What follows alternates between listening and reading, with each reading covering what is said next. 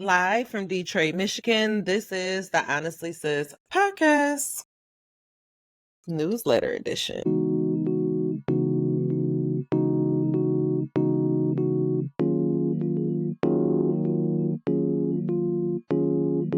Drew Prince Music.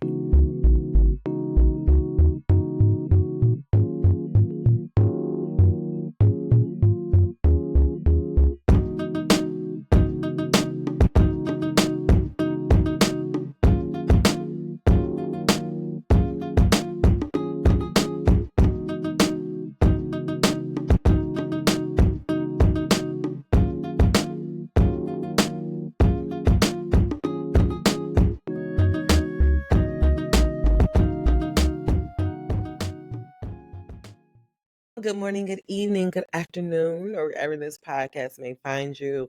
I hope that it finds you in great spirits. We are back for another newsletter this week. And this week, our newsletter is all about the quarter life crisis. Let's go ahead and get right into it. Drew Prince Music.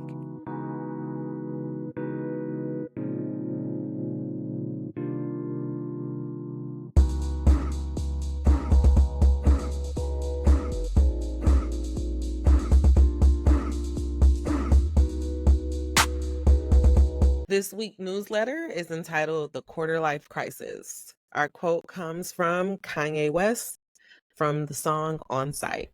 And it says, "He'll give us what we need. It may not be what we want." Have you ever realized that your life is 100% your responsibility?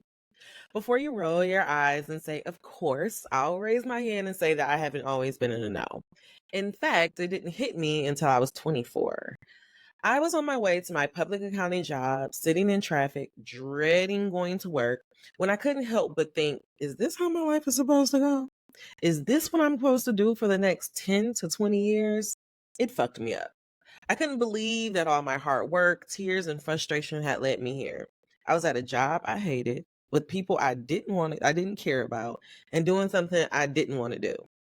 I would love to say that the idea for my book came along after that big aha moment, but it didn't. Do you know what did come next? Panic, hyperventilation, and lots of tears. Eventually, I ended up calling my mom, and I thought she would say something comforting about this being growing pains or that everybody felt like this as an adult. But instead, you know what she said? "Honestly, I don't even know how you ended up in accounting. It's not your personality at all." I was upset because this was the woman who told me that theater wasn't an actual major and that acting wasn't a real job. I felt like I had been tricked and deceived. I was so mad at my mom, but mostly at myself because how did I not know this sooner? For months, I went into a spiral of regrets and depression. It got so bad that I had to hit a Google search, and I discovered there's an actual name for this moment. It is called the quarter life crisis. Google defines it as follows: it is a period of your life between your 20s and your 30s when a person begins to doubt their own lives brought on by the stress of becoming an adult. Have you ever heard about this? I couldn't believe I had gone my whole life and had never heard this term before because why didn't my cousins, my aunt, hell, my daddy and them warn me about this potential bump in the road? If I knew about this concept, I may have taken my life seriously. Maybe the puzzle pieces would have fallen in place sooner. But the sad reality is that most Blacks, especially our elders, don't think about happiness when it comes to life. Everything is about financial stability and surviving at all costs. I mentioned this concept to a mentor once on a call, and she laughed it off. "You young people come up with the darndest things." Mind you, this bitch was a whole ass professor. The sad truth is, a lot of our elders just don't take this shit seriously. But I vowed not to be that girl. So if you have ever felt this way, here's a few things that helped me get out the maze. This is how I got over my quarter life crisis phase. One, I had to get to know myself. In the beginning, I wanted to make my mom so proud, so I didn't question her guidance, nor did I take the time to reflect on the direction that I was going in my life. So the first thing that I had to do was get to know myself all over again. When I first started in public accounting, I didn't have a hobby because my sole focus for 5 years was trying to get a job. I had no idea what I wanted to do in my life. So I had to allow myself space to try and explore shit. For the first time in my life, I didn't deny my curiosity. I allowed it to lead. 2, I had to reconnect with my younger self. My younger self was the GOAT. She had outrageous dreams and expectations. My dad frequently told me I had champagne wishes on a beer budget. Can you hear me? Did anybody been out here? Has anybody experienced that? As a child, I truly believed that money grew on trees. When I thought about it, I was envious of my young and fearless self. My goal was to get my way back to her. When I did, it hit me. I've always known what I wanted to do. I just didn't have the courage to go after it. 3, I started to try new things. When I started my career, I followed this girl on Facebook that announced a new business every month. Me and my friends would crack jokes about her, but then a year later, I became. Through the years, I started a celebrity blog, a podcast. I stopped the podcast, joined another one, and whoop, I'm podcasting again. I did yoga teacher training. I became a yoga teacher. I did online astrology courses. I did tarot. I mean, y'all, you name it, I have done it. Anything that I have an inkling that I wanted to do, I decided to just allow myself to try it. Because one of the quickest ways to find out what you want to do is by figuring out what you don't want to do, okay? 4, I started practicing this thing called radical self acceptance. Have you ever heard of it? For months, I was in pure panic mode trying to figure out how to get back on the road to my dreams. At one point, I found the PACE PFA program. Now, have you ever heard about this? Inside the Actor Studios is actually based off of the PACE MFA program. And so I was doing a lot of looking at that. And I was like, you know what? I'm going to go back to school for my PFA. I was going to quit my job, go back to school. But then when I started talking to my mama and Sally Mae, I had other plans. I realized that as much as I wanted to return to this young girl again, I had to be realistic. So instead of trying to go back in time, I practiced radical self-acceptance by reminding myself that I was exactly where I was supposed to be. I had to trust that God planted me in fertile soil. These 4 things led me back to my inner child and my childhood. Suddenly, I remember how I spent hours reading books and the pure joy it gave me. Meanwhile, in college, I had barely read a single book all 4 years. While being on the quest who I was not, I forgot who I was and I hit rock bottom. Slowly but surely, I got back into reading, which eventually led me to think, how hard could it be to write a book? Flash forward, it's hard as fuck. As I reconnected with my younger self, I had to disconnect from society and my family expectations. On paper, I am that girl. No, seriously, I am that girl. I have a well established career, 2 degrees. I am a steward of my community, and by any means, I am already considered successful. But I will admit that I have not always felt that way. I was often put on pedestals while still feeling like a failure because I wasn't doing what I wanted to do. But now I am proud to say that I may have gotten lost, but now I am on my way, baby. While I wish I could be a famous artist by now, I have accepted that if I can get myself here, I can also get myself there. Because the truth is, it doesn't matter how far I am from my dreams, it still took a lot of effort and energy to get where I am today. So instead of beating up and like downplaying my old self, I have to just accept that everything is as it's supposed to be.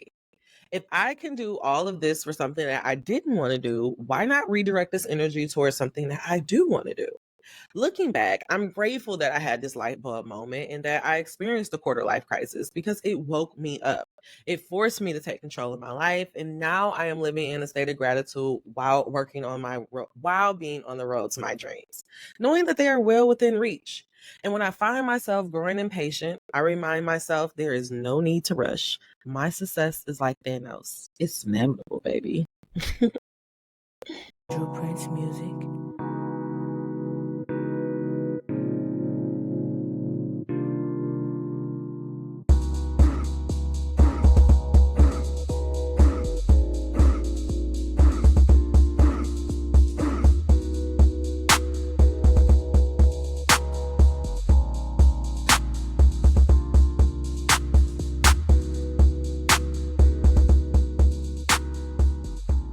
So that is this week letter. Have you ever experienced a quarter life crisis? I did do a little bit of research because, we want to come with some facts. And here are some symptoms of the quarter life crisis. You may be feeling trapped Are you feeling trapped, uninspired, disillusioned, uncertain, restless, and slash or depression? Now, I know this may be in regards to the presidential election or the state of the world, but this could also be a symptom of the quarter life crisis, especially if you are between the ages of 20 and 30.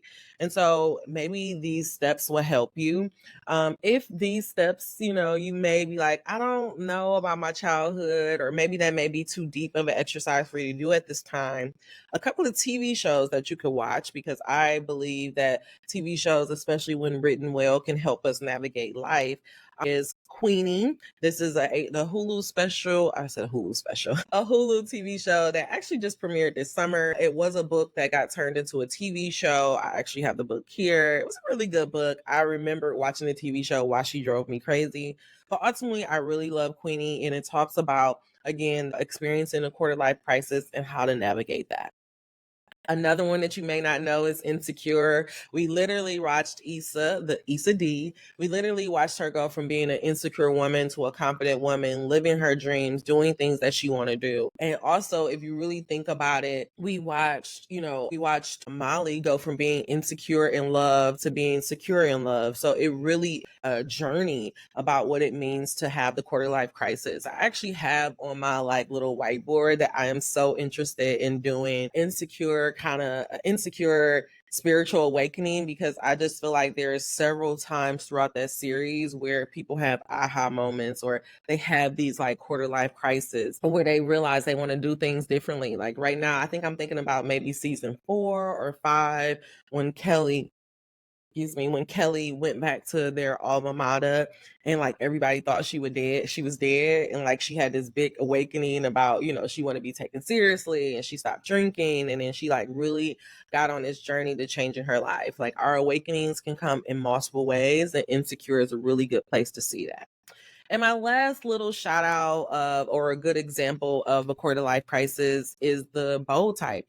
This was it was a free form actually TV show. I think you can find it on Hulu. I'm not sure, just Google. But the Bold Type, it follows 3 best friends as they go through, as they begin their careers in corporate America, or, fashion thing. Excuse me. But then they also experiencing different awakenings. I kind of look at awakenings and a quarter life crisis as the same thing. It could be a quarter life crisis or it could be awakening, same concept. But in that show as well, we got to see a lot of those characters experience a lot of different things, a lot of different awakenings. I'm thinking about, I want to say her name was Kat. She didn't know that she was gay, and then she realized she was gay. That can also be a quarter life crisis moment. We're talking about it in terms of work, but you can also experience this in terms of your sexuality, in terms of where you want to live, anything. All of these things can happen. And I think the key is what I want you to take away is that there's nothing to panic about. It's very normal. And instead of fighting your feelings or fighting what's going on, really explore it, really lean into it and be like, okay, so what's going on? Why am I feeling this way? And maybe the question that you could ask yourself is, in a perfect world, what would I be? Or how can I overcome this? And maybe that could lead you down the path of coming out of that quarter life crisis. But if you are experiencing a quarter life crisis, please, please, please do not be afraid to seek help. We know that there is a ton of resources out there. blackgirltherapy.com has a whole resource for you if you're interested in seeking therapy. If maybe you can't really afford therapy, reach out to me. Send me an email at honestlysis@gmail.com. I would love to talk to you to help you navigate through this process. But I think the key is talking to somebody, seeking help, whether that is spiritual guidance or actual professional, but don't suffer alone.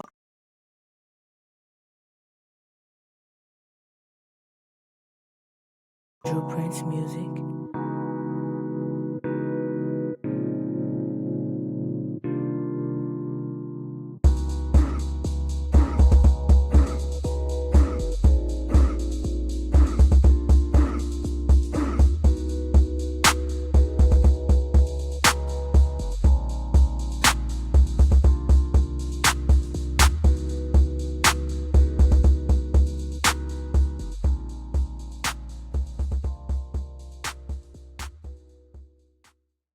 All righty. So now we are at the end of the episode. I'm just gonna wrap it on up by telling you guys about like where I am now. Like I started this, I told you guys this whole newsletter is in retroactively written. And so when I wrote that letter, I was really in a very, very dark place. And I kind of really didn't think I was gonna come out of it. Even now, I kind of I have my moments where I'm like, why can't I just be like everybody else and just be happy and be content with how I have life is today? But I think it's because when you have a greater calling on your life, like you have to answer that call.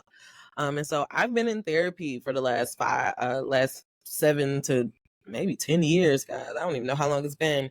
But I've been in therapy, really talking it out, trying to figure out how to get to the root of a lot of the things. Last year, I actually talked to my therapist about really doing like some trauma based stuff. Like, I wanted to really get into like my childhood and figure out like why I was so stuck and so obsessed about it. I have done an inner child therapy, I have done a ton of healings. I've just been like, from that moment that I had that quarter life crisis moment, like, I've literally just been trying to get myself back on track. And I can honestly say that I do feel like I'm where I'm supposed to be. I feel like I'm on my path, and though I may not have all the things I want right now, I know that it is coming. And so let me see, what did I write here? I started therapy, I started my healing journey, and now I have just completed my first manuscript of a supernatural thriller. I told you guys all about that because remember I said, how hard could it be to write a book? 7 years later, it's hard as fuck. But I have just finished it up.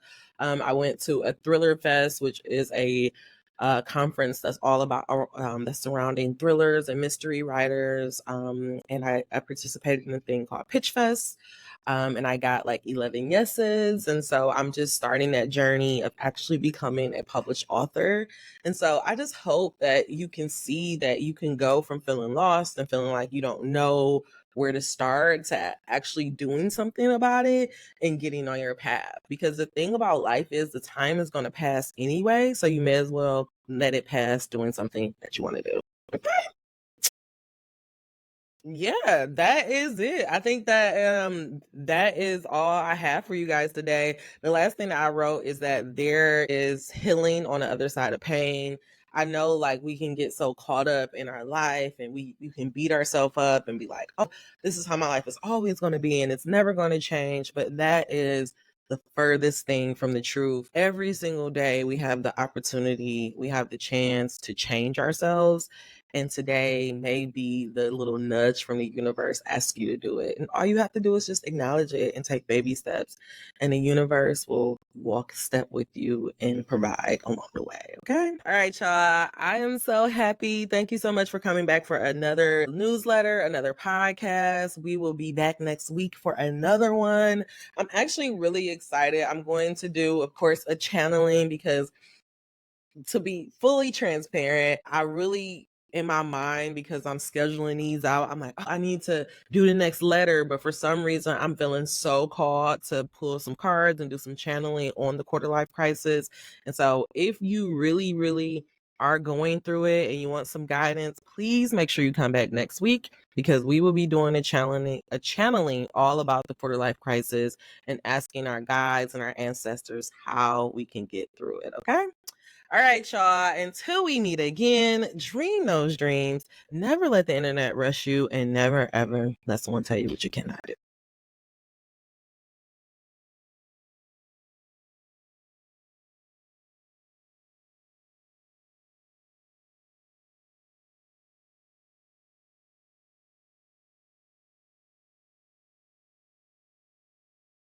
Drew Prince Music. Another episode of the book. Hey, hey, hey, hey, hey, hey.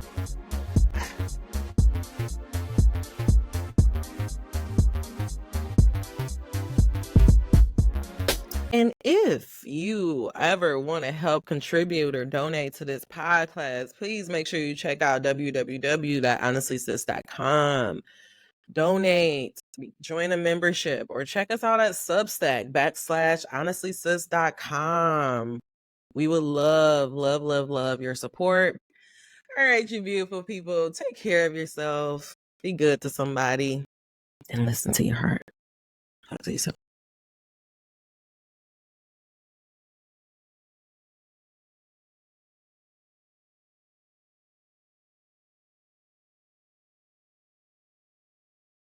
Drew Prince music.